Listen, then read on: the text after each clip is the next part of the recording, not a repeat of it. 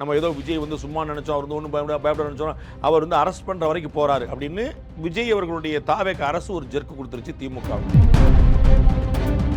த்ரிஷான்னு தொண்டர்கள் குரல் எழுப்புறாங்க.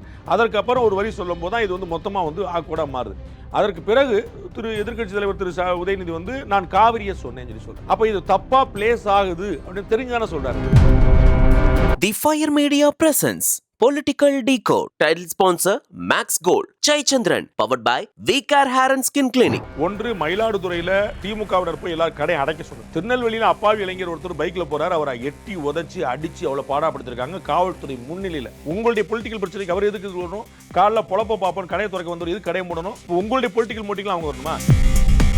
முக ஸ்டாலின் அவர்கள் என்ன சொல்லியிருக்கிறார் அப்படின்னா, திரு உதயநிதி அவர்கள் அப்படி பேசுபவர் கிடையாது, அவர் அப்படி பேசவே இல்லை. திமுக தலைவர் அவருடைய தகப்பனாராகவும் இருக்கக்கூடிய திரு ஸ்டாலினை தவிர வேற யாருமே சொல்லல. திருமதி கனிமொழி சொல்லல என்ன தப்பா பேசினாரு அப்படின்னு சொல்லி கேட்கலையே. திரு உதயநிதி பேசிய சரின்னு யாருமே சொல்ல. அதை நம்ம வந்து ஃபர்ஸ்ட் பாயிண்ட் கடைநிலை தொண்டன் வரைக்கும் வந்து கைதை பார்த்து அஞ்ச மாட்டான், நானும் அஞ்ச மாட்டேன், தவறா பேசவே இல்லைங்கிற வாதத்தை முன்வைக்கிறாங்க. திரு மா சுப்பிரமணியம் வந்து கொஞ்சம் டைம் கொடுங்கன்றாரு, நேரு வந்து நிற்கிறாரு, ஏவாவல் வந்து நிற்கிறாரு, எல்லாருமே வந்து அவங்க ட்ரை பண்ணாங்க. எவ்ரிபடி அது எதுக்காகன்னு சொல்லி. ஸோ வந்து நம்ம வந்து ஏதோ த்ரிஷாவுக்காக செஞ்சாரு, தனக்காக செஞ்சாரு, உதயநிதியை பழிவாங்கிறதுக்காக செஞ்சாருங்கிறது இல்லைங்கிறதுக்கு ஏற்கனவே இந்த மாதிரி பெண்களை பற்றி இழிவாக பேசினா அவர் வந்து அந்த மாதிரி போய் நிற்கிறாருங்கிறத பார்க்குறோம். நம்ம அப்படி தான் நம்ம புரிஞ்சுக்க வேண்டியது. ஆனால் கரூர் சம்பவத்தில் வந்து நாங்கள் உங்களை கைது பண்ணவே இல்லை, உங்களை நினைச்சிருந்தா எஃப்ஐஆர்ல போட்டு உங்களை கைது பண்ணியிருந்திருக்கலாம். 41 உயிர்கள் பலியானதற்கு விஜய் காரணம் நினைச்சிருந்தீங்க. விஜய் நாம சொன்னதெல்லாம் கேட்கல, அதன் மீறி பண்ணியிருந்தா அன்னைக்கு கைது பண்ணியிருந்தா தான் சரி. அது நீங்க பெருந்தன்மை காட்டுறதுக்கு விஜய் மேல உங்களுக்கு கருணை இருக்கலாம். 41 உயிர்கள் மேல தரப்புல இருந்து ஆர்எஸ் பாரதி கொடுத்த அவங்க என்ன வந்து பிரதமரா முதலமைச்சரா இப்படி எதுக்கு உடனே ஒரு கைது நடவடிக்கை அப்படின்ற விஷயத்த வந்து முன்வைக்கிறாரு. இது எப்படி நம்ம வந்து எந்த அம்மாவா இருந்தா பேசக்கூடாதுன்னு சொல்லுவாங்களா? த்ரிஷான பெரியவங்களா? அப்ப பெரியவங்களை பத்தி தான் பேசக்கூடாது. சரி, நீங்க ஜெயலலிதா பத்தி பேசலையா முதலமைச்சரா இருந்தவங்கள? சரி, நீங்க இந்திரா காந்தி பத்தி பேசலையா பிரதமரா இருந்தவங்கள?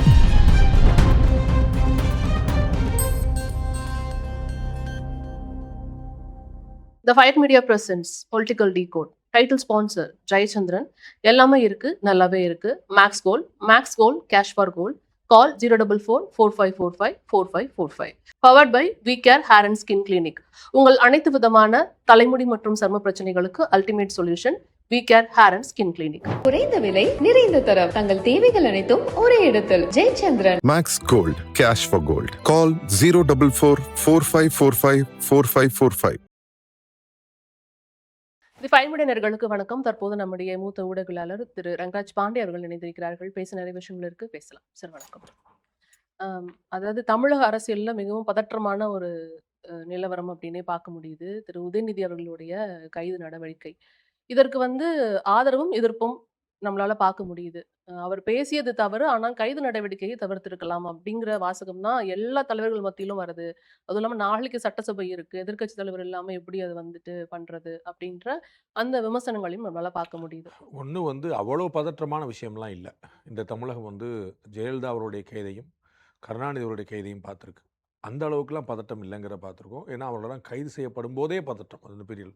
இங்கே எல்லாமே ஸ்மூத்தாக தான் போச்சுன்னு பார்க்குறோம். அப்புறம் வந்து திமுகவினர் தங்களுடைய தலைவர் எதிர்க்கட்சி தலைவர் கைது செய்யப்பட்டிருக்கிறாருங்கிறதுக்காக அவங்களுடைய அடையாள உண்ணாவிரதம்னு ஒன்று சொல்லுவாங்க. காலையில் 8-9 மணிலேருந்து சாயந்தரம் 6 மணி வரைக்கும் அது மாதிரி ஒரு அடையாள போராட்டம் தமிழ்நாடு முழுக்க நடத்துனாங்க தங்களுடைய எதிர்ப்பை காட்டுறதுக்கு. அதனால் பதற்றம்லாம் இல்லை, அது அண்டர் கண்ட்ரோல் தான் அப்படின்னு பார்க்குறோம். நம்ம கருணாநிதி கேஸ் செய்யப்பட்டெல்லாம் ரொம்ப பெரிய பதட்டமாச்சு. ஏன்னா டிவியில் சன் டிவியில் திரும்ப போட்டு வந்து ஒரு உண்மையில் பெரிய ஒரு வைப் ஒன்று கிரியேட் ஆச்சு. அது மாதிரியான பதட்டம்லாம் இல்லை. ரெண்டாவது வந்து நீங்களே குறிப்பிட்டது போல் பேசிய, ஆதரித்த, எதிர்த்த, எந்த ஒரு நிலைப்பாடு எடுத்த ஒருத்தரும் நேற்று திரு உதயநிதி அவர்கள் பேசிய சரின்னு சொல்லலை. அதை நம்ம வந்து ஃபஸ்ட்டு பாயிண்ட் ஒன்று, யாரும் அவங்களுக்கு ஆதரவாக திருமதி கனிமொழி உட்பட. திருமதி கனிமொழி வந்து சட்டமன்றத்தில் எதிர்க்கட்சி தலைவர் இருக்கக்கூடாது அப்படிங்கிறதுக்காக நடத்தப்பட்ட கைது ஒரு கோழைத்தனம் அப்படிங்கிற வார்த்தையை பயன்படுத்துகிறாங்க. ஆனால் நீங்கள் வந்து வழக்கு போடுங்க, நீதிமன்றம் தீர்ப்பு சொல்லட்டும் அப்படின்னு தான் சொல்கிறாங்க. அப்போ வந்து இல்லையே, அவர் வந்து ஒரு வாரத்தோட தப்பாக பேசலையே அப்படின்னு சொல்ல. உங்களுக்கு தெரியும் திருமதி கனிமொழி அவர்கள் நார்மலாக பெண்களுக்கு ஒரு பிரச்சனைனா அவங்க வந்து குரல் கொடுக்கக்கூடியவங்களாக இருக்கிறாங்க. அவங்களுடைய கட்சியிலே நிறைய பேர்லாம் விமர்சனம் பண்ணலாம் வந்து ரொம்ப தர்ம சங்கடத்தில் போய் தவிச்சு வச்சுட்டு அவங்களாம் பேசக்கூடியவங்க. ஒரு ஆக்டிவிஸ்டாக கூட அவங்க இருக்கிறாங்க. அரசியலில் ரொம்ப பெருசாக ஈடுபாடு காட்ட முடியும்.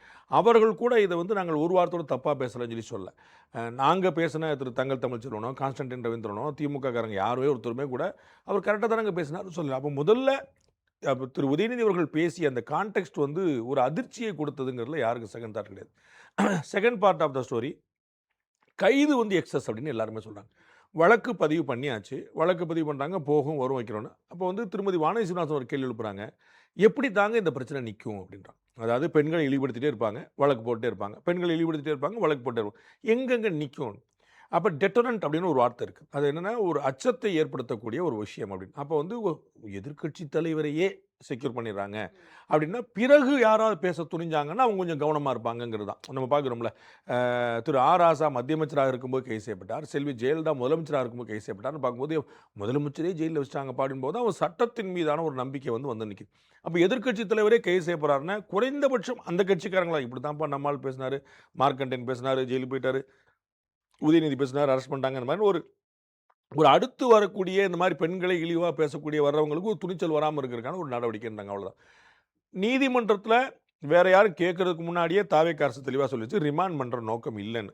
ஸோ நீதிமன்ற உத்தரவுக்கு பிறகு அவர் வந்து விடுதலை செய்யப்படலை. நீதிமன்றம் வந்து தலையிட்டு how dare you can do this அப்படிலாம் கேட்கல. என்னங்க பிளான் அப்படின்னு கேட்கும்போது, நாங்கள் ஒன்றும் இல்லை சார், அரெஸ்ட் தான், நாங்கள் வந்து என்கொயரி பண்ணோம், என்கொயரி பண்ணிட்டு போலீஸ் ஸ்டேஷன்லேயே நாங்கள் ரிலீஸ் பண்ணுவோம். ஐஓக்கு வந்து அந்த அதிகாரம் இருக்குது, இன்வெஸ்டிகேட்டிங் ஆஃபீஸருக்கு ரிமாண்டு கேட்குற அதிகாரம் இருக்கிறது, மேஜிஸ்ட்ரேட்டுக்கு ரிமாண்டு கொடுக்குறதும் நிராகரிக்குமான அதிகாரம் இருக்குது. இங்கே வந்து நாங்கள் மேஜிஸ்ட்ரேட்டுக்கே போகலன்னு சொல்லிட்டாங்க. அவங்க சொல்லிட்டாங்க, நாங்கள் ரிமாண்டே கேட்க போகிறதில்ல, காவல்துறை விசாரணை அதிகாரி தன்னுடைய சொந்த ஜாமீனில் விடுதலை பண்ணான்னு சொல்லி நாம் பேசிக்கிட்டு இருக்க தருணத்தில் தஞ்சாவூர் கிழக்கு போலீஸ் ஸ்டேஷனில் வச்சு தான் வந்து அவங்க என்கொயரி பண்ணிவிட்டு அனுப்புறது முடிவு பண்ணிட்டாங்க. அப்போ வந்து ஒரு டெட்டரண்ட், இந்த மாதிரி இப்போ சாதாரணமாக நீங்கள் வந்து பேசிட்டு போயிட முடியாதுங்க பெண்களை பற்றி அப்படிங்கிறதா. இதை வந்து எல்லாரும் என்ன சொல்கிறாங்க, முதலமைச்சர் வந்து பழிவாங்க பார்க்குறாரு, உதயநிதி மேலே வந்து அரசியல் காழ்ப்புணர்ச்சி நடவடிக்கைன்னு. அப்படி இல்லைன்னு நம்ம புரிஞ்சுக்கிறதுக்கு 2 சந்தர்ப்பத்தை புரிஞ்சுக்கலாம். ஒன்று, இஃப் ஐம் நாட் ராங், அவர் ரசிகர் மன்ற லெவல்லையே இருந்தபோது ரொம்ப முன்னாடி வந்து ஒரு பெரிய சர்ச்சை ஓடி பத்திரிகையாளர் தன்யா ராஜேந்திரன் நினைக்கிறேன், அவங்கள வந்து ஒரு பெருசாக வந்து அந்த சோ கால்டு வெர்ச்சுவல் வாரியர்ஸ் குரூப்லாம் போய் அந்த அம்மா வந்து ரொம்ப பேடாக வந்து பண்ணாங்க. அப்போயே வந்து திரு விஜய் அவர்கள் வந்து இல்லை, பெண்களை அப்படி வந்து தனிப்பட்ட முறையில் தாக்காதீங்க, அவங்களுடைய கருத்துக்களை நீங்கள் கவுண்டர் பண்ணுங்க. ஏன்னா அந்த சரியான சீன் ஞாபகம் இல்லை எனக்கு. அவங்க வந்து விஜய் அவர்கள் ஏதோ விமர்சனம் பண்ணதுக்கு இவங்கெல்லாம் போய் பண்ணாங்க. அப்போ வந்து பெண்மையை இழிவுபடுத்த முடியாத விஷயத்தை நீங்கள் செய்யக்கூடாது அப்படின்னு திரு விஜய் அவர்கள் ஒரு இடத்துல ஸ்டாப் பண்ணாருங்கிற பார்க்குறோம். ஒரு இன்சிடென்ட், லேட்டர் இன்சிடென்ட், கலாம் அவருடைய அறிவியல் ஆலோசகராக இருந்த திரு பொன்ராஜ் அவர்கள், அவங்க வந்து தாவேக்கா மகளிர் அணியினரை பற்றி ஒரு விமர்சனத்தை பற்றி பெண்கள்லாம் ஓட்டு போகிறேன்னு சொல்கிறாங்க, இந்த மாதிரி வந்து அவர்கிட்ட நான் அப்படி இருப்பேன் இப்படி இருப்பேன்லாம் சொல்கிறாங்கன்னு சொன்னபோது, அன்னைக்கும் இவர் தாவேக்கா தலைவராக மட்டுமே இருந்து அரசில் எந்த பதவியும் இல்லாமல் டிஜிபிட்ட போய் நேராக போய் புகார் கொடுத்தாருங்கிற பார்க்கணும். ஸோ வந்து நம்ம வந்து ஏதோ த்ரிஷாவுக்காக செஞ்சார், தனக்காக செஞ்சார், உதயநிதியை பழிவாங்கிறதுக்காக செஞ்சாருங்கிறது இல்லைங்கிறதுக்கு இந்த 2 விஷயங்களை நம்ம ப்ரூஃபாக எடுத்துக்கலாம். வந்து ஏற்கனவே இந்த மாதிரி பெண்களை பற்றி இழிவாக பேசினா அவர் வந்து அந்த மாதிரி போய் நிற்கிறாருங்கிறத பார்க்குறோம். நம்ம அப்படி தான் நம்ம புரிஞ்சுக்க வேண்டியிருக்கு. ரிமாண்டு கிடையாதுன்னு அவங்களே கேட்டதன் மூலமாக ஒரு பொலிட்டிக்கல் டென்ஷன் இருக்கிறதையும் குறைச்சிட்டாருன்னு நான் புரிஞ்சுக்கிறேன். நிச்சயமா. இன்று நீங்க பேசும்பொழுது வந்து நீதிமன்றம் அதுவாக வந்து இதுல வந்து அவரை போய் விசாரணைக்கு நின்னது வந்து முன்ஜாமீன் வழக்கு தான். ஆமா ஆமா முன்ஜாமீன் வழக்கு தான். அவங்க வந்து ரிமாண்டே இல்லைன்னு சொன்னபோது முன்ஜாமீனுக்கான வழக்கு தேவையில்லை. நீதியரசர் ஜி.கே. இளந்திரன் சொன்ன வார்த்தை இது. அது ஸோ நான் வந்து உனக்கு முன்ஜாமீன் கொடுக்கணும்னா அவங்க ரிமாண்டே கொடுக்க போறது இல்லையே, அப்புறம் நீங்க கொலை போறீங்க, அரஸ்டே நாங்கள் எடுக்கலன்னு சொல்லிட்டாங்க. ஆனா மு.க. ஸ்டாலின் அவர்கள் என்ன சொல்லியிருக்கிறார் அப்படின்னா, திரு உதயநிதி அவர்கள் அப்படி பேசுபவர் கிடையாது, அவர் அப்படி பேசவே இல்லை, அப்படி தவறாக பேசினால் அவரை மன்னிப்பு கேட்பவர், அப்படிப்பட்டவர் தான் உதயநிதி அவர்கள். நீதிமன்றம் இது சரியான பாடம் புகட்டிருக்கிறது, பாசிச தாவேக்காவிற்கு கொட்டு வைத்திருக்கிறதுங்கிற மாதிரியான ஒரு அறிக்கையை வெளியிட்டிருக்கு. அதான் நம்ம ஏற்கனவே முதல்ல சொல்லிட்டோம், அவர் பேசுனது சரியா தப்பா அப்படிங்கிறது. அவருக்கு ஆதரவாக குரல் கொடுத்தவர் கூட யாருமே மறுக்கல. திருமாவளவன், திரு எடப்பாடி பழனிசாமி, திரு அன்புமணி, இவர்கள் எல்லாருமே மாற்றுக் கட்சியை சேர்ந்தவர்கள். அவர்கள் எல்லாருமே இந்த கைதை கண்டிக்கிறார்கள். அதாவது அரெஸ்ட் வேண்டியதில்லை, ரிமாண்ட் வேண்டியதில்லைன்னு சொல்கிறாங்க. ஆனால் அவர்கள் அத்தனை பேருமே முதல் வார்த்தையாக பெண்களை அவர் இழிவுபடுத்தி பேசக்கூடாதுன்னு சொல்கிறாங்க. அன்புமணி திமுகவும் இல்லை, அதிமுகவும் இல்லை. அதிமுக போச்சாலும் திமுக ஆதரவாக பேசுவார் நீங்கள் எதிர்பார்க்க முடியாது. திருமாவளவன் வந்து இந்த பக்கம் நிலைப்பாடை மாற்றிருக்காங்க. இவர்கள் 3 பேருமே முதல் வரியில் திரு உதயநிதி பேசக்கூடாதுன்னு சொல்கிறாங்க. ஸோ திரு உதயநிதி பேசிய சரின்னு யாருமே சொல்ல. அதை நம்ம வந்து ஃபர்ஸ்ட் பாயிண்டாக புரிஞ்சுக்கணும். 2வது பாயிண்ட் வந்து நீதிமன்றம் குட்டு வைத்ததா அப்படின்னா ஏதாவது ஒரு வரி தெரிஞ்சால் நம்ம பார்க்கலாம். அப்படி எந்த இடத்துலையுமே அவர் சொன்னதா நம்ம வந்து அறியலை. ஏன்னா திரு ஜி.கே. இளந்திரன் அவர்கள் நீதியரசர் வந்து விசாரிக்க வர்றாரு 12 மணிக்கு, அவங்கள்ட்ட மென்ஷன் பண்ணுறாங்க. அப்போ தான் அவர் வந்து என்னென்னு பார்ப்போங்க, நம்ம 11 மணி வாக்கில் நினைக்கிறேன். அப்போ வந்து என்னென்னு ஏன்னா எந்த பேப்பர்ஸுமே இல்லை கையில், எஃப்ஐஆர் காப்பி கூட யாரும் கிடையாது. மீடியாக்கள்லேயே 6 பிரிவுகள் வழக்கு, 9 பிரிவுகள் வழக்கு, தஞ்சாவூரில் வழக்கு, இவங்க அப்போ தான் ஒவ்வொரு மேட்டராக அன்ஃபோல்ட் ஆகுது. அப்போ நீதிமன்றம் கையில் ஆவணங்கள் இல்லாமல் பேச முடியாது. அப்போ 12 மணிக்கு மேலே பார்ப்போம் அப்படின்னு சொல்லி சொல்கிறாங்க. 12 மணிக்கு மேலே பார்ப்போம்னு சொல்லும்போது அதுக்கு முன்னாடி எதுவும் சீரியஸ் ஆக்ஷன்ஸ் எதுவும் எடுக்க வேண்டாம்னு சொன்னதாக சொல்கிறாங்க. நமக்கு தெரியல, எங்களோட செய்தியாளர் இப்போ தான் கொடுத்துருக்காரு. ஆனால் நீதிமன்றத்தில் நடந்த ஒரு விஷயம் உத்தரவாக காவல்துறை சென்றால் தான் அவங்க வந்து ஆக்ஷன் பண்ணவோ ஆக்ஷன் நிறுத்தவோ முடியும். ஓவரலாக சொன்னாங்க. சாணக்கியாவில் வந்து போட்டாங்க, ஃபயர் சேனலில் வந்து போட்டாங்க, ஃப்ளாஷ் போட்டாங்கன்னு அப்படின்னு அவங்கெல்லாம் உட்காந்து டிவி பார்த்துட்டு இருக்க முடியாது. நீதிமன்றமும் டிவி பார்த்துட்டு இருக்க முடியாது, காவல்துறையும் டிவி. அவங்க ஒரு வேலையில் இருக்கிறாங்க. அப்போ அவங்களுக்கு கிடைச்சதை வச்சு அவங்க கிளம்புறாங்க. ஸோ 12 மணிக்கே வேண்டாம்னு சொல்லி சொன்னதா உத்தரவு மீறிட்டாங்கன்னு சொல்ல முடியாது. கண்டெம்ட் எடுத்து பாருங்க, நிற்காது. எல்லாருக்கும் தெரியும். There was no order. அப்புறம் 2:15 மணிக்கு தான் வழக்கமாக அந்த வழக்கெல்லாம் விசாரிப்பாங்க. எல்லா வழக்குலையுமே அவசரமாக டீட்டெயிலாக விசாரிக்க வேண்டிய விஷயங்கள்லாம் வந்து போஸ்ட் லஞ்ச் அவங்க வந்து 1:30 மணி வாக்கில் லஞ்ச் போவாங்க, ஒரு 3/4 மணி நேரம் கழிச்சு 2:15க்கு வைப்பாங்க. அப்போ விசாரித்த போது திரு விஜயநாராயணன் அவர்கள் அரசுடைய தலைமை வழக்கறிஞர் ரொம்ப தெளிவாக முன்னாடியே போய் சொல்லிட்டார், நாங்கள் ரிமாண்ட் கேட்க போகிறதில்ல. ஏன்னா இந்த ஒரு வழக்கில் வந்து நார்மலாக பார்த்தீங்கன்னா செக்யூர் பண்ணுறதுன்னு ஒன்று சொல்லுவாங்க, ஒரு விசாரணைக்காக அழைத்தாங்கன்னு சொல்லுவாங்கல்ல, அது வந்து முடிஞ்ச பிறகு கைது செஞ்சாங்கன்னு சொல்லுவாங்க, அரெஸ்ட்டுன்னு காட்டும். 3வது விஷயம் ரிமாண்டு. ஸோ செக்யூரிங் அப்படின்னு ஒன்று, அரெஸ்ட்டுன்னு ஒன்று, ரிமாண்டுன்னு ஒன்று, 3ஆக நம்ம பார்க்குறோம். அப்போ வந்து செக்யூரிங் வந்து பண்ணிட்டாங்க, அரெஸ்ட் வந்து பண்ணிட்டாங்க, ரிமாண்ட் வந்து பண்ண போகலன்னு சொல்லிட்டாங்க. அப்போ தலைமை வழக்கறிஞர் நான் ரிமாண்ட் பண்ணலன்னு சொல்லி சொல்லும்போது ஐஓவுடைய விசாரணையை விட்டுறாங்க. அப்போ விடுதலை பண்ணிட்டாங்கன்னு சொல்லும்போது நீதிமன்றமே சொல்லுது, அப்போ முன்ஜாமீன் கேஸுக்கு அவசியம் இல்லைல்ல. ஏன்னா செக்யூர் பண்ணிட்டாங்க, அரெஸ்ட் பண்ணிட்டாங்க, ரிமாண்ட் பண்ண போகிறாங்கன்னா தான் நீங்கள் வந்து ரிமாண்ட் பண்ணாதீங்கன்னு சொல்லி கேட்கணும். ரிமாண்ட் பண்ண போகிறலன்னு அவங்களே சொல்லிட்டாங்க. இப்போ முன்ஜாமீன் மனுவே தேவையில்லாமல் போயிடுச்சு, வழக்கை முடிச்சு வைக்கிறார். 2வது திரு இரவுக்குள்ளே நீங்கள் விடுதலை பண்ணிடுங்க அப்படின்னு சொல்லி சொல்கிறார். விசாரிச்சு ஏன்னா நாங்கள் விசாரிச்சுட்டு விட்டுருவோம்னு சொல்கிறாங்க. விசாரணை 10 மணி நேரம் போகலாம்ல, அது நீங்கள் எப்படி தப்பு சொல்ல முடியும்? அப்போ ஒரு வரி நீதியரசர் என்ன சொல்கிறாரு, அப்போ இன்னைக்கு இரவே விசாரிச்சுட்டு விட்டுருங்க அப்படின்றார். அது சொல்லிட்டு அப்போ வந்து இதை குட்டு வச்சுட்டாங்க, இது எப்படி சொல்ல முடியும்? விசாரணை சீக்கிரம் பண்ணி விட்டுருங்கன்றாங்க. சொல்லிட்டு திரு உதயநிதி அவர்கள் ஒத்துழைக்க வேண்டும் சொல்கிறாங்க. இப்போ விசாரணைக்கு மாட்டேன் சொல்ல மாட்டேன் தெரியாதுன்னு சொல்லிட்டு இருந்தா வச்சுங்க, அப்போ வந்து எங்களுக்கு இது எக்ஸ்ட்ராக்ட் பண்ண முடியலன்னு சொல்லி அவங்க நினைக்கலாம்ல. அப்போ 2 பக்கமும் சொல்கிறார், என்ன ஒன்று இன்னைக்கே விசாரிச்சு விட்டுருங்க, நீங்கள் விசாரணைக்கு ஒத்துழைப்பு கொடுக்கணுங்க. இதில் குட்டி எங்கே வந்துச்சுன்னு எனக்கு தெரியல. உதயநிதி அவர்கள்ட்ட கேட்கும் பொழுதும், நான் தவறாக எதுவுமே பேசவே இல்ல. நான் தவறா ஏதாவது பேசியிருக்கேனா நீங்க பார்த்தீங்களா? இத வந்து இது த திமுகவுடைய கடைநிலை தொண்டன் வரைக்கும் வந்து கைத பார்த்து அஞ்ச மாட்டான். நானும் அஞ்ச மாட்டேன். நான் தவறா பேசவே இல்லங்கிற வாதத்த முன்வைக்கிறாங்க. கைதை பார்த்து அஞ்சுவாங்களா இல்லையாங்கிறது பொலிட்டிக்கல் ஸ்டேட்மெண்ட். எல்லாருமே நாங்கள் வந்து பணங்காட்டு நரிகள் சலசலப்பு காஞ்ச மாட்டோம், அது எல்லாருமே சொல்லுவாங்க. இவங்க வந்து ஏபி ட்ரை பண்ணாங்க, ஆன்டிசிபேட் பெயில் ட்ரை பண்ணாங்க. அவங்க வந்து விசாரிக்கும் போது நீங்கள் பார்த்துருப்பீங்க, திரு மா சுப்பிரமணியம் வந்து கொஞ்சம் டைம் கொடுங்கன்றாரு, நேரு வந்து நிற்கிறாரு, ஏவாவல் வந்து நிற்கிறாரு, எல்லாருமே வந்து அவங்கவுங்க ட்ரை பண்ணாங்க. வழக்கறிஞர்கள் வந்து நின்னாங்க, எல்லாருமே வந்து திரு என்ஆர் இளங்கோல் வந்து எல்லா வழக்கறிஞர்களுமே நின்னாங்க, சரவணன் வரைக்கும் எல்லாருமே நின்னாங்க, பரந்தாமன் போய் நின்னார். Everybody went there. அது எதுக்காகன்னு சொல்லுங்கள்? துரைமுருகன் வந்து எந்திரிச்சு போன பிறகு திருப்பி கூட்டு உட்கார வச்சு பேசுகிறாரு, எதுக்குன்னு சொல்லுங்கள். ஸோ எல்லாருமே இந்த அரெஸ்ட்டை தவிர்க்கிறதுக்கு ஏதாவது வழி இருக்கான்னு பார்ப்பாங்க. இட்ஸ் வெரி குவைட் காமன், அது அவங்கவுங்க உரிமை. ஆனால் இவ வந்து பேசுனது தப்பா இல்லையா நம்ம யாருமே விவாதிக்க வேண்டாம். அவருடைய மனசாட்சிக்கு தெரியும். யாராவது சப்போர்ட் பண்ணியிருக்காங்களான்னு கேட்டால் தெரியும். 2 பாயிண்ட். 1 பேசுகிற மனசாட்சிக்கு தெரியும், 2வது எதிர கேட்டவங்களுக்கு தெரியும், 3வது யாராவது ஒருத்தர் சப்போர்ட் பண்ணியிருக்காங்களா நீங்கள் சொல்லுங்கள். திமுக தலைவர் அவருடைய தகப்பனாராகவும் இருக்கக்கூடிய திரு ஸ்டாலினை தவிர வேறு யாருமே அதை சொல்லலை. திருமதி கனிமொழி சொல்லலைன்ற என்ன தப்பா பேசினாரு அப்படின்னு சொல்லி கேட்கலையே. அது நீதிமன்றத்தில் வழக்கு போடுங்க, நீதிமன்றம் தீர்ப்பு சொல்லிட்டு தானே சொல்றாங்க. கான்ஸ்டன்டைன் ரவீந்திரன் நான் பேசுனேன், தங்கத்தமிழ் சொல்லிட்டு நான் பேசுறேன், எல்லாருமே தானே சொல்றாங்க. சார் தப்பா இருந்தா ஒவ்வொருத்தரும் ஒரு மாதிரி புரிஞ்சுக்குவாங்க சார். ஒரு சொல்றாரு ஒவ்வொருத்தரும் ஒரு மாதிரி புரிஞ்சுக்குவாங்க சார். அப்போ இது வந்து சப்ஜெக்டிவ் அப்படின்னு புரிஞ்சுக்கிறாங்க. அப்போ 100% இது என்ன சார் இருக்குது அப்படின்னு சொல்லி யாருமே சொல்லி தமிழக அரசு மோசமாக செயல்படுகிறது அப்படின்னு சொல்லி சொன்னால் இது ஒரு கிரிட்டிசிசம் சார். இதில் அவமரியாதை பண்ணுறதுக்கோ பிலோ த பெல்ட் கிக் பண்ணுறதுக்கோ என்ன இருக்குங்கிறது ரொம்ப தெளிவாக தெரியும். 3 வார்த்தை தான் சொல்லியிருக்காங்க, தமிழக அரசு வந்து சரியாக செயல்படவில்லை. இதில் பிலோ த பெல்ட் கிக் பண்ணாங்க, மாடஸ்டிக்கு எதுவும் கற்புக்கு எதுவும் இழுக்கு வந்து சொல்லலை. ஆனால் இங்கே நடந்த சம்பவம், எதிர்க்கட்சி தலைவர் ஒன்று பேச, தொண்டர்கள் ஒரு குரல் எழுப்ப, அதற்கு ஒரு பதில் கமெண்ட் பண்ண, பிறகு காவிரியை சொன்னேன்னு ஏன் சொல்ல வந்துச்சு? நம்ம எதுவுமே சொல்லலை, காவிரியை சொன்னேன்னு ஏன் சொல்லியிருக்கணும்? இவர்கள் வந்து த்ரிஷான்ற பேர் எழுப்புறாரு. முதலமைச்சருடைய கவனம்லாம் எங்கே இருக்குன்னு பாஸ் பண்ணுறாரு, நிறுத்துறாரு. த்ரிஷான்னு தொண்டர்கள் குரல் எழுப்புறாங்க. அதற்கப்புறம் ஒரு வரி சொல்லும் போது தான் இது வந்து மொத்தமாக வந்து ஆக்வர்டாக மாறுது. அதற்கு பிறகு எதிர்க்கட்சி தலைவர் திரு உதயநிதி வந்து நான் காவிரியை சொன்னேன்னு சொல்லி சொல்கிறார். ஏன் சொல்ல நேர்ந்தது? மற்றதெல்லாம் விட்டுருங்க, காவிரியை சொன்னேன்னு ஏன் சொல்லுது? அப்போ இது தப்பாக பிளேஸ் ஆகுது அப்படின்னு தெரிஞ்சுதானே சொல்கிறார். இது ஒரு ராங்கா போயிருச்சு அப்படின்னு தெரிஞ்சானே சொல்றேன். அதுதான் இங்க பிரச்சனைக்கு காரணம். இவங்க எப்படி இத வந்து முறையிடுவாங்க? ஏன்னா என்ஆர் இளங்கோ அவர்கள் சொல்லும் பொழுது வெளியில வந்து தனியா அதை மட்டும் எடுத்து திரித்து ஒரு கம்ப்ளைண்டா பதிவு பண்ணியிருக்கிறாங்க.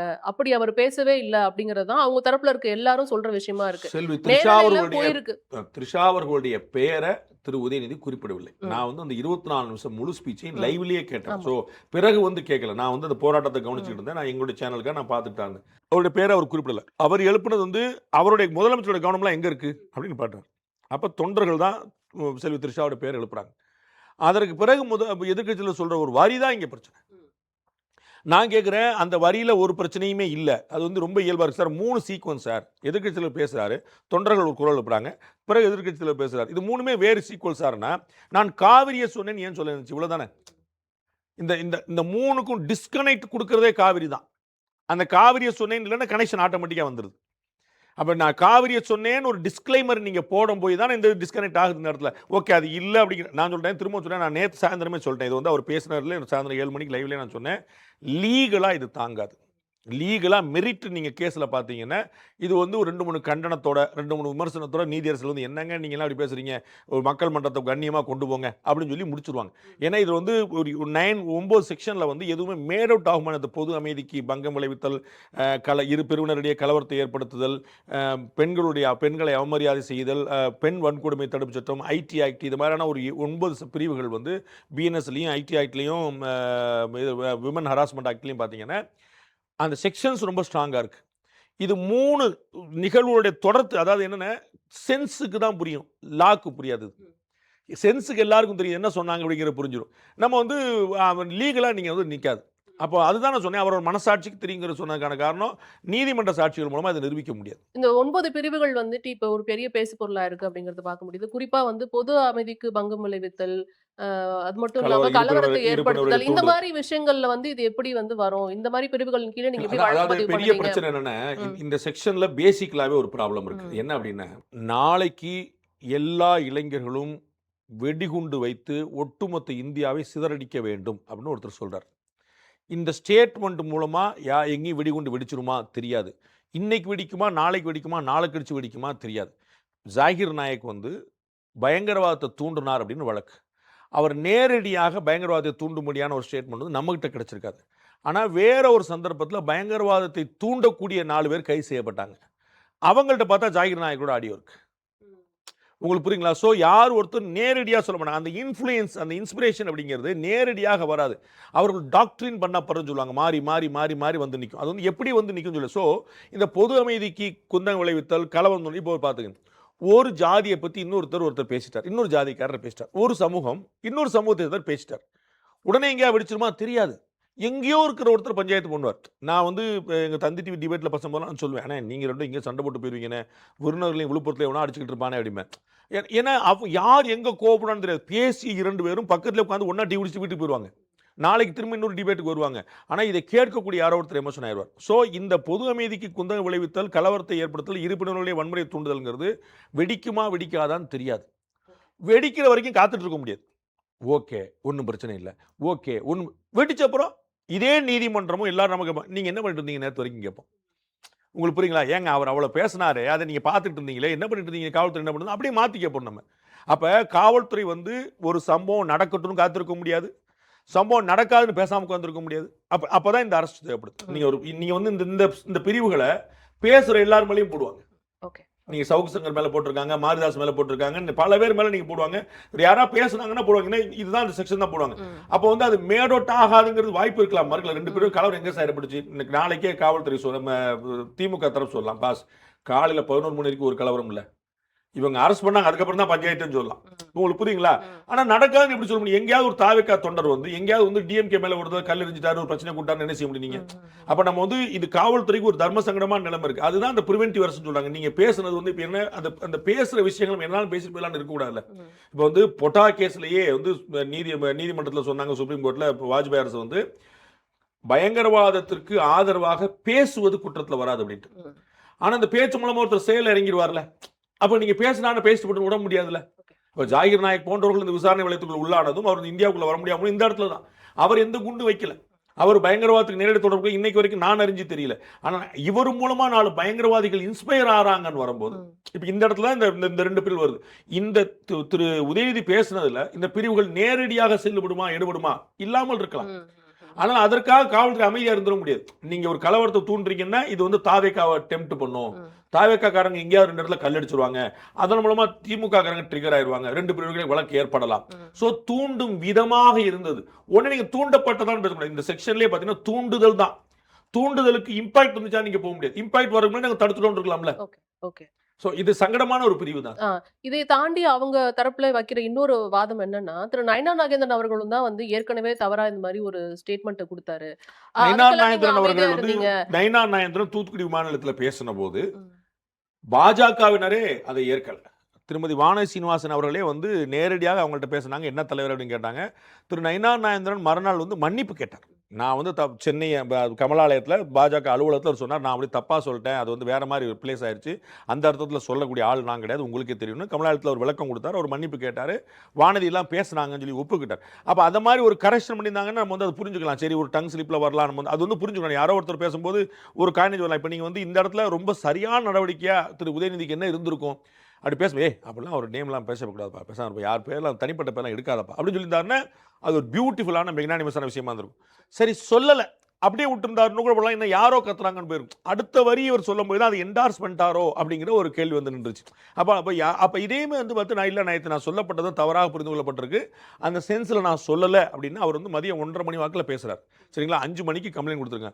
ராத்திரி 9 மணிக்கு 10 மணிக்கு அவர் வந்து ஒரு விளக்கம் கொடுத்துருந்தா கூட, மன்னிப்பு இல்லை ஒரு விளக்கம் கொடுத்துருந்தா கூட, நான் பேசுனதை நிறைய பேர் தவறாக திரிச்சு பேசிட்டு இருக்கிறாங்க, that was not the idea, sense அப்படி கிடையாது, நான் யாரையும் புண்படுத்துறதுக்கு அப்படி பேசல அப்படி மட்டும் சொல்லியிருந்தாருன்னு ஒரு கிளாரிஃபிகேஷன், ஒரு ஒரு மன்னிப்பு இல்லை கிளாரிஃபிகேஷன் கொடுத்துருந்தா கூட அப்போ நமக்கே ஒரு கேள்வி, அப்போ எதுக்குங்க நீங்கள் தேவையில்லாமல் போலீஸ் அரெஸ்ட்லாம் போகிறீங்க, அவர் தான் நான் அந்த சென்ஸில் சொல்லலைன்னு சொல்லி சொல்கிறாரு. அப்போ என்ன ஒரு டங் ஸ்லீப்பில் கூட சில விஷயங்கள் விழுந்துடலாம், நம்ம அதை புரிஞ்சுக்கிறோம், நம்ம it is quite common nature நம்ம புரிஞ்சுக்கணும். அப்போ வந்து அது ஒரு அது மன்னிப்பாக இல்லாமல் ஒரு விளக்கம் கொடுக்குறது தான் வந்திருக்கேன். அது வரலங்கும் போது தான் காவல்துறை நடவடிக்கை அங்கே வந்துருச்சு.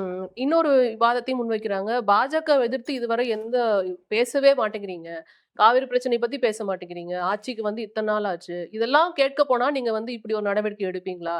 உங்களுக்கு இப்ப வந்து ஆதரவு தெரிவிக்கிறதுலாம் யாருன்னு பாருங்க. பாஜகவினர் நீங்க செய்த இந்த செயலுக்கு வந்து ஆதரவு திரு விஜய் தெரிவிக்கிறாங்க. அவர்கள் கட்சி தலைவராக இருந்தபோது இதுக்கு பதில் சொல்லியிருக்காரு. ம். என்னங்க நீங்க வந்து ஏடிஎம்கேவே திட்ட மாட்டீங்க அப்படின்னு. அவர் ஏங்க டிஎம்கே ஆட்சியில் இருக்கும்போது நான் ஏடிஎம்கே என்னங்க திட்டுறது அப்படின்னார். இப்போ ஆட்சியில் இருக்கிறது யாரு? காங்கிரஸ். தண்ணி தர வேண்டியது யாரு? காங்கிரஸ். நீங்க எப்படி சென்ட்ரல் கவர்மெண்ட் சொல்றீங்க? பாஜக அரசு தண்ணி தரக்கூடாதுன்னு சொல்லியிருக்கா? பாஜக ஏதாவது தமிழ்நாட்டுக்கு எதிராக பேசியிருக்கா? அப்ப சம்பந்தம்லாம் நீங்க எப்படி சொல்லுவீங்க? இன்னைக்கு பாஜகவே சென்ட்ரல் கவர்மெண்ட்ல ஏதாவது பிரச்சனை வச்சுன்னா அது காங்கிரஸ் செஞ்சுன்னு சொல்ல முடியுமா? ஏன்னா 12 வருஷமா ஆட்சியில் இருக்கிறாங்க. உங்களுக்கு புரியுங்களா? அப்ப நீங்க முதல்ல ஆட்சிக்கு வந்த புதுசுல நீங்க சொன்னீங்கன்னா யாரா புரிஞ்சுப்பாங்க. ஆட்சிக்கு வந்த புதுசுல நம்ம இப்ப இன்னைக்கு தாவேக்கு ஆட்சி வந்திருக்கு, ஏதாவது கோளாறு பிரச்சனைனா நீங்க வந்து டிஎம்கே பேர்ல பண்ணாங்க. 4 வருஷம் கழிச்சும் டிஎம்கே யாரும் ஏற்க மாட்டாங்க. அப்ப யார் ஆட்சியில் இருக்காங்களோ அவங்க தான் பதில் சொல்லணும். அப்ப கர்நாடகா காங்கிரஸ் அரசு தான் இந்த பிரச்சனைக்கான காரணம். அப்ப வந்து இதே தாவேக்காவை நீங்க கார்னர் பண்ணணும்னா நீ ஏன்பா ராகுல் காந்தி கிட்ட பேச மாட்டேன்னு கேட்கணும். நீங்க ஏன்பா டிகே சிவகுமார் மிரட்ட மாட்டீங்கன்னு கேட்கணும். ஏன்னா உங்க கட்சி தானங்க, உங்க கூட்டணி தானங்க, ராகுல் காந்தி உங்களுக்காக வராருலன்னு அப்படி கேட்கணும். பாஜக எதுக்கு கேட்கணும்? பாஜக சென்ட்ரல் கவர்மெண்ட் உங்களுக்கு ஆன்டியா என்ன ஸ்டாண்ட் எடுத்திருக்கு நம்ம எடுத்து பேசுறதுக்கு பேசுவோம், நல்லா தப்பு இல்லையே, நல்லா பேசுவோம். என்ன தப்பு பண்ணிச்சுன்னு சொல்லுங்க. பாஜகவை எந்த வகையில் எதிர்க்கணும்னு சொல்லி கேளுங்க. மேகதாத்துல அணை கட்டுவோம்னு சொன்னது தேர்தல் அறிக்கை வெளியிட்டது காங்கிரஸ், வெளியிடாமல் இருந்தது பாஜக. 5 வருஷம் பாஜக இதற்கு முன்னாடி ஆட்சியில் இருந்த போது, 3 வருஷத்துக்கு முன்னாடி 5 வருஷம் இருந்த போது தமிழ்நாட்டில் காவிரி பிரச்சனையே கிடையாது. திமுக ஆட்சியில் இருந்த போது, இப்ப காங்கிரஸ் ஆட்சிக்கு வந்து 3 வருஷமா பிரச்சனை. அப்ப நீங்க பாஜக என்னன்னு சொல்லி திட்டுவீங்க? திட்டுறதுக்கு ஒரு காரணம் வேணும்ல. அடுத்ததா இவங்க தரப்புல இருந்து ஆர்.எஸ். பாரதி கொடுத்த அவர்களுடைய அந்த பேட்டி பார்க்கும் பொழுது என்ன பேசிட்டாங்க? ஊர்ல பேசாததை பேசிட்டாரா? அவங்க என்ன வந்து பிரதமரா, முதலமைச்சரா? இப்படி எதுக்கு உடனே ஒரு கைது நடவடிக்கை அப்படின்ற விஷயத்த வந்து முன்வைக்கிறாரு. இது எப்படி? நம்ம ஒண்ணுமே சொல்றதுக்கு இல்ல. அண்ணன் எம்எல்லாம் எம்பி, பெரிய ஆளு, பெரிய இடம், நம்ம வந்து அது என்ன சொல்றதுனே தெரியல. அவரே வந்து நாய் பேய் எல்லாம் வந்து டிகிரி வாங்கிருச்சுன்னு சொன்னவர். நாங்க போட்ட இந்த இந்த பட்டியலினத்தவர்கள், பிற்படுத்தப்பட்டவர்கள்லாம் வந்து நீதிபதியாகவும் அரசு பணியில் உட்கார்ந்தது இந்த திராவிட இயக்கம் போட்ட பிச்சைன்னு சொன்னவர். இதெல்லாம் நிறைய சொன்னவங்க. அவங்கள்ட்ட நம்ம என்ன எதிர்பார்க்குறோன்னு நமக்கு ஒன்றும் தெரியல. த்ரிஷா வந்து முதலமைச்சரா பிரதமரா ஆக்ஷன் எடுக்கணும், முதலமைச்சராகவும் இருக்க வேண்டாம், பிரதமராக இருக்கணும். சாதாரண த்ரிஷா நடிகையாக கூட இருக்கணும், ஒரு உச்ச நட்சத்திரமாக கூட இருக்க வேண்டாங்க. நடிகை யாரோ ஒரு முனியம்மா, ஒரு மாரியம்மா, ஒரு லேடி, அவங்கள பற்றி பேசலாமா? அதை வந்து அவர் ஏற்றுவாரா? நம்ம வந்து எந்த அம்மாவாக இருந்தாலும் பேசக்கூடாதுன்னு சொல்லி சொல்லுவாங்களா? த்ரிஷான பெரியவங்களா? அப்போ பெரியவங்களை பற்றி தான் பேசக்கூடாது. சரி, நீங்கள் ஜெயலலிதா பற்றி பேசலையா, முதலமைச்சராக இருந்தவங்கள? சரி, நீங்கள் இந்திரா காந்தி பற்றி பேசலையா, பிரதமராக இருந்தவங்கள? அததான் அவங்க சொல்றாங்க, அப்பவே நாங்க பேசிட்டோம் அதெல்லாம் அப்படிங்கிறாங்க. அதை நீங்க பெருமையாக வைத்துக் கொண்டால் மக்கள் முடிவு பண்ணிட்டு இருக்காங்க, மக்கள் பார்த்துக்கிட்டு இருக்காங்க. நம்ம என்ன சொல்றது? உங்களுக்கு அதான் பெருமை. நாங்கெல்லாம் ஜெயலலிதாவே பேசினவங்க, நாங்கெல்லாம் இந்திரா காந்தியே பேசினவங்க, நாங்கெல்லாம் த்ரிஷாவே பேசணும்னு நினைச்சுக்கிட்டீங்கன்னா அது வந்து உங்களுக்கு காம்ப்ளிமெண்டா நீங்க மெடல் கொடுத்து நினைச்சீங்கன்னா மக்கள் பார்த்துட்டு இருக்காங்க. நம்ம என்ன சொல்றதுங்க? அதை தாண்டி நாளைக்கு வந்துட்டு பட்ஜெட் தாக்கல் செய்ய போறாங்க. சோ அதுக்கு வந்து நீங்க அவர வரக்கூடாதுன்னு நீங்க நினைக்கிறீங்க. அதுக்கான ஒரு நடவடிக்கை தான் இது. அவங்க கேட்கிற கேள்விக்கெல்லாம் உங்களால பதில் சொல்ல முடியாது. எதிர்க்கட்சி தலைவர் திரு உதயநிதி அவர்கள் கலந்து கொள்ளவில்லை என்பதனால பட்ஜெட் கூட்டம் வந்து கலையிழந்து போயிடாது. திமுக காரங்களில் யாருமே சளைத்தவர்கள் இல்லை, சோடை போனவர்கள் இல்லை, அத்தனை பேருமே இருப்பாங்க. 91, 96ல பரிதி இளமலதி மட்டுமே இருந்தபோதே சிங்கிள் ஆளா வந்து ஒட்டுமொத்த சட்டசபையும் அலற விட்டவர் அவங்க. ஸோ அவங்கலாம் வந்து திமுகவுக்கு வந்து பை பர்த் நான் பலமுறை சொல்லியிருக்கேன். எதிர்க்கட்சியா இருந்தா டிஎம்கே மாரி எதிர்க்கட்சிங்கிறது நான் பலமுறை பதிவு பண்ணியிருக்கிறேன். அதனால வந்து எதிர்க்கட்சி தலைவர் இல்ல அப்படிங்கிறனால திமுக வந்து பயந்து நடுங்கிறாது. அவங்க செய்யத்தான் செய்வாங்க. என்னென்ன செய்யணுமோ அதெல்லாம் செய்வாங்க. அவர் இருந்தா அவங்களுக்கு ஒரு கான்ஃபிடன்ஸ். அவர் வந்து நம்ம ஆள் அப்படிங்கிறதுக்கு ஒரு முகம். அவ்வளோதான். அவங்க இல்லாம வேலுக்கு நீங்க என்ன தைரியம் குடுக்கணும், நேருக்கு நீங்க என்ன பாடம் சொல்லி தரணும், அவங்களுக்கெல்லாம் விவரம் தெரியாம தான் உட்கார்ந்துருக்காங்களா? அதெல்லாம் they are capable of handling things. அது வந்து உதயநிதி இருந்தா சரி. உதயநிதியை வரவிடாம தடுக்கிறதுக்கெல்லாம் நான் பார்க்கல. அப்படி இருந்தாங்கன்னா ரிமாண்ட் பண்ணியிருப்பாங்கல்ல. இப்போ வந்து பால வந்து மேஜிஸ்ட்ரேட்டை தட்டி விட்டுருப்பாங்கல்ல. மேஜிஸ்ட்ரேட்டையும் கூட பேச முடியும். சில மேஜிஸ்ட்ரேட் யாராவது நமக்கு எதுக்குப்பா வம்பு கூட நினைச்சிடலாம். அப்போ நீங்கள் வந்து அவங்க ரிமாண்டுக்கு பண்ணியிருக்கலாம்ல. ரிமாண்டு பண்ண மாட்டோம் அவங்களே முன்னிறுத்தி உங்களுக்கு இப்போ 2 மணிக்கே சொல்லிட்டாங்கல்ல. நாம பேசிக்கிட்டு தருணம் வரைக்கும் அவர் போய் ரீச் ஆகலைங்க தஞ்சாவூரில். ஆனால் 2 மணிக்கே வந்து நீதிமன்றத்தில் 2:15 மணிக்கே நீதிமன்றத்தில் அவங்களே சொல்லிட்டாங்க. நாங்கள் ரிமாண்டே கேட்க போகிறோம். அப்போ ரிமாண்டு கேட்க போகிறோம்னா அவங்க நோக்கமே அது இல்லையே. அவர் சொல்லி டெக்னிக்கலாக விஜயநாராயணன் மூத்த வழக்கறிஞர், அரசுடைய தலைமை வழக்கறிஞர், சார் நாங்கள் வந்து அரெஸ்ட் காட்டிட்டோம், நாங்கள் மேஜிஸ்ட்ரேட் முள்ள சொல்லுவோம். மேஜிஸ்ட்ரேட் முடிவு சொல்லியிருக்கலாம்ல. ரிமாண்ட் வேணுமா வேண்டாம், மேஜிஸ்ட்ரேட் ரிமாண்ட் பண்ண வேண்டாம்னா பண்ண மாட்டாருங்க.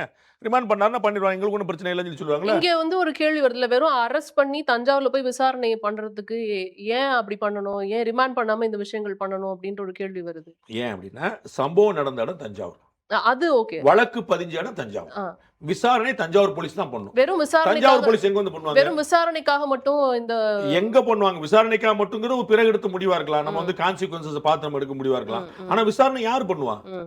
எங்க வழக்கு திருவல்லிக்கேணி போலீஸ் ஸ்டேஷன்ல போய் செந்தில் பாலாஜி ஏன் வச்சிருக்காரு? அவருடைய கரூர் போலீஸ் ஸ்டேஷனை வச்சிருக்க வேண்டியதானே?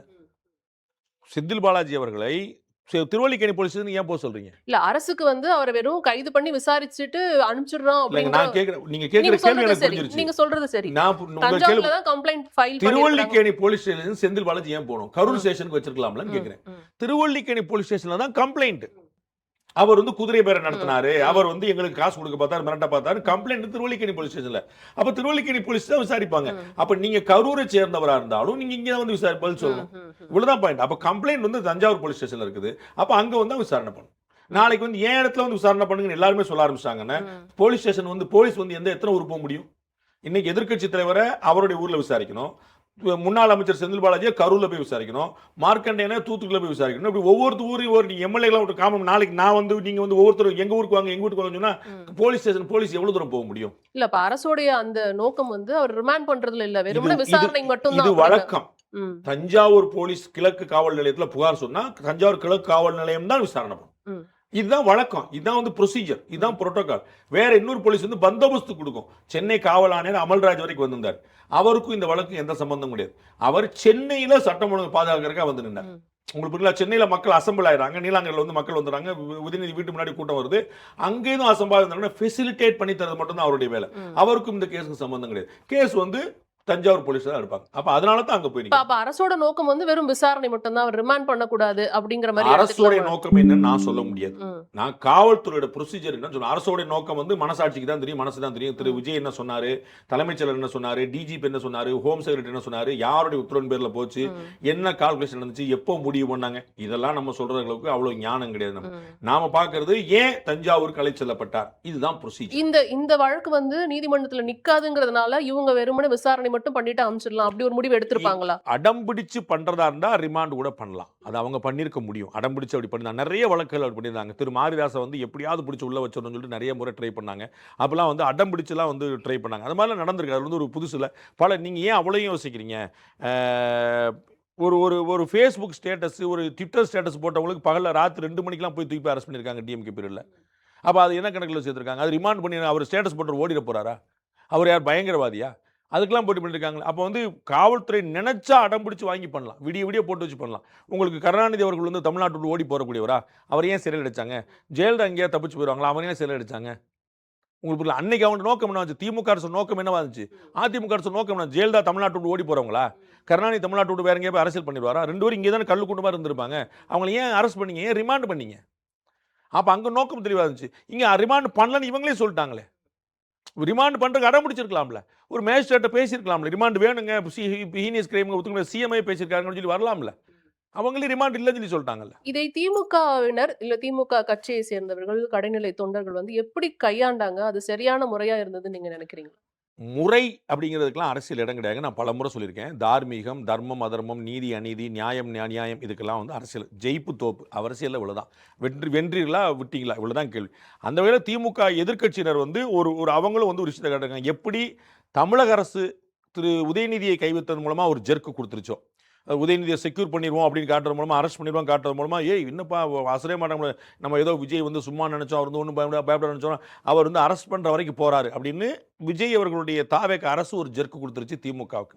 அதே போல திமுகவுடைய தொண்டர்கள் தமிழ்நாடு முழுக்க பாஸ் அப்படிலாம் நீங்க தப்பிச்சு போயிட முடியாது, நாங்க சம்பந்தமே இல்லாம திருநெல்வேலியில, திருவண்ணாமலையில, கரூர்ல, அதாவது போற வழி கூட கிடையாது உங்களுக்கு புரியல, கடலூர், விழுப்புரம், திருச்சி இப்படி போற வழியில ஏதாவது பிரச்சனை கூட தமிழ்நாட்டில் எங்கெங்கேயோ பிரச்சனை அப்படிங்கிறது காட்டினாங்க. அப்போ நாங்கள் வந்து மறியல் பண்ணுவோம், ஆர்ப்பாட்டம் பண்ணுவோம், பொதுமக்களுக்கு வந்து ரொட்டீன் நடக்கூடாமல் நாங்கள் தடுப்போம், அப்போ வந்து எங்களுடைய வேலையை நாங்கள் பார்ப்போம் அப்படிங்கிறது வந்து ஒரு ஒரு முக்கியமான மெசேஜ் தான். கவர்மெண்ட்டுக்கு வந்து it is not easy to touch DMK அப்படிங்கிறது தான். ஸோ வந்து பொலிட்டிக்கலாக ரெண்டு பேருமே தே டீல்ட் ஆன் தேர் ஓன்.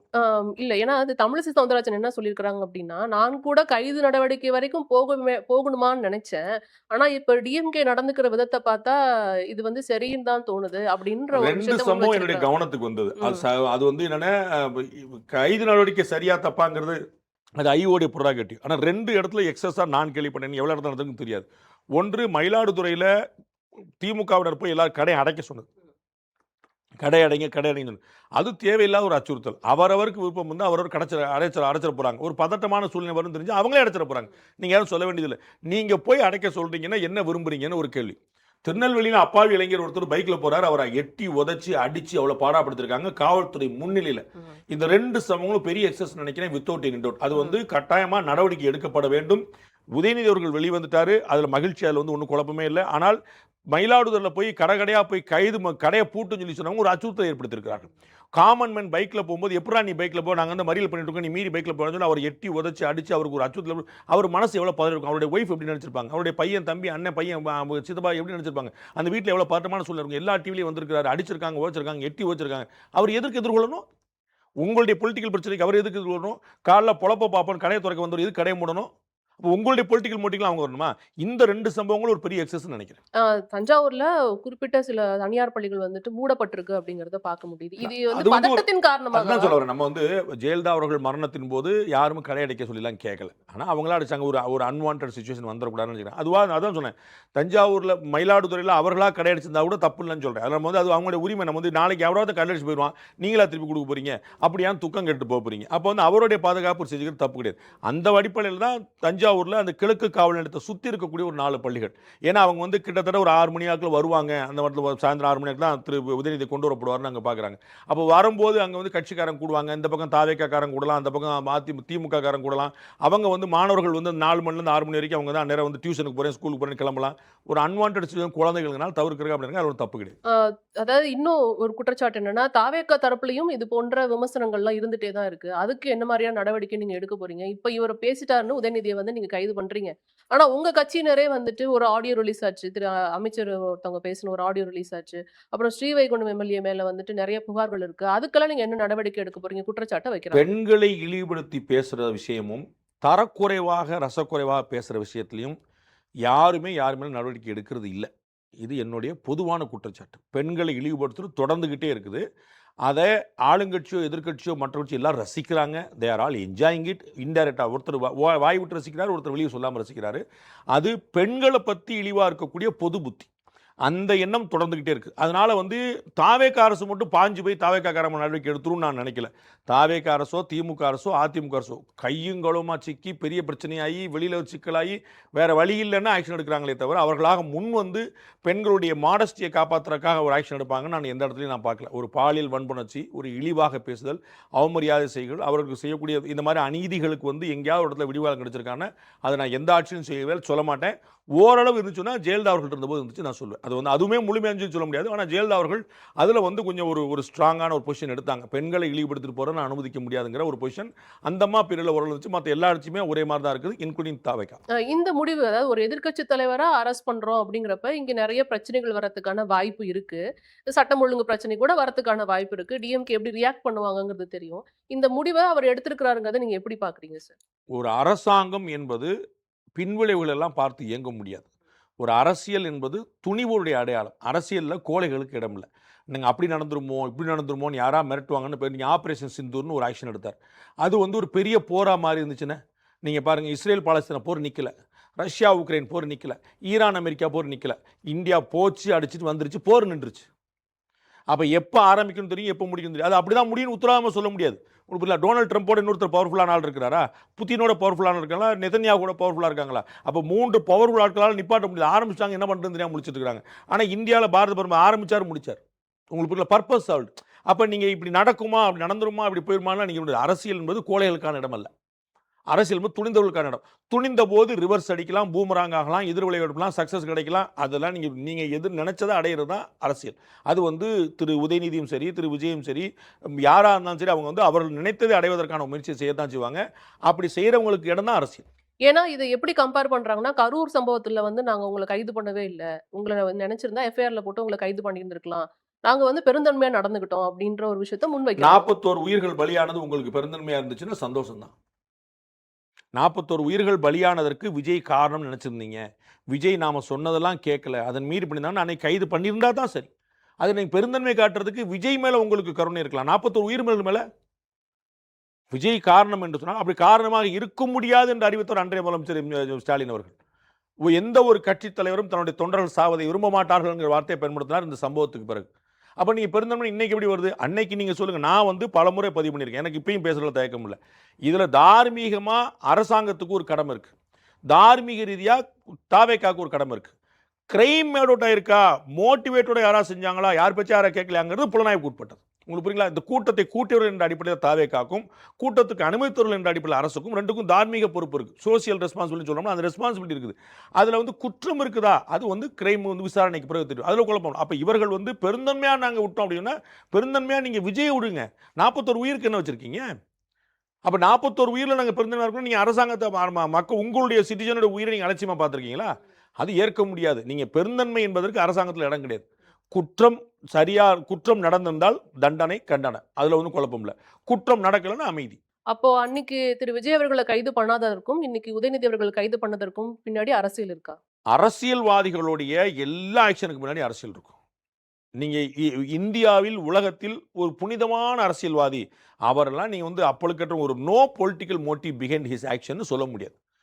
நல்ல விதமான பொலிட்டிக்கல் ஆக்ஷன் இருக்கும், உங்களுக்கு நல்ல விதமான பாசிட்டிவான பொலிட்டிக்கல். ஆனால் ஒரு ரீசன் இல்லாமல், ஒரு நோக்கம் இல்லாமல் ஒரு பொலிட்டிக்கல் ஆக்ஷன் இருக்கவே இருக்காது. அமைதியாக ஒரு அரசியல்வாதி இருக்கவே மாட்டாங்க. ஒரு ஆக்ஷனில் இருந்தாங்கன்னா அதில் ஏதாவது ஆதாயம் தரத்தான் பார்ப்பாங்க. அது உதயநிதியும் சரி, அது விஜயும் சரி, அது ஸ்டாலினும் சரி, அது எடப்பாடியும் சரி. இஃப் தே ஆர் ஆக்டிங், அவங்க வந்து அவங்களுடைய பெனிஃபிட்டை மனசில் வச்சு தான் செயல்படுவாங்க. அப்ப இது டைவர்ட்டிங் பாலிடிக்ஸா? ஏன்னா இங்க தாவேக்கா மீது பல்வேறு குற்றச்சாட்டுகளை வந்து திமுக தொடர்ந்து வச்சுட்டே டைவர்ட்டிங் பாலிடிக்ஸை வந்து ஊடகங்களால் மாற்ற முடியும். அவங்க அரசாங்கத்தால் டைவர்ட்டிங் பாலிடிக்ஸ் பண்ணுவாங்க, அரசியல்வாதி டைவர்ட்டிங் பாலிடிக்ஸ் பண்ணுவாங்க. ஒரு பேச்சுக்கு சொல்கிறேன், திரு உதயநிதியும் திரு விஜயுமே பேசி வச்சுருக்கலாம்னு சொல்லி ஒரு கிளப்பி உள்ள ஒருத்தர்.